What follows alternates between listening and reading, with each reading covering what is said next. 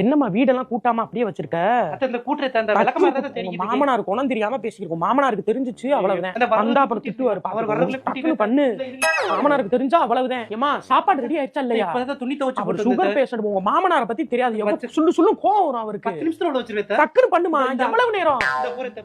என்னமா நாளைக்கு வீட்டுக்கு போயிட்டு வந்துருமா? சித்தப்பாலாம் வராங்களா? உங்க மாமனார் எதுவும் கேட்டியா? இல்ல இல்ல நீ போய் கேட்டு தொலைக்காத. நான் கேக்குறேன். அவர் கோவப்படுவாரு. அப்புறம் போக கூடாதுன்னு அப்புறம் அவர் போக கூடாதுன்னா அப்புறம் நம்ம போக முடியாது. நான் கேட்டு நான் அவருக்கு நேக்கா சொல்லி நான் வாங்கி உங்களுக்கு பூ அனுப்பி விடுறேன். நான் எல்லா வேலையும் முடிச்சிட்டேன். துணி எல்லாம் துவைச்சு பண்ணு போ.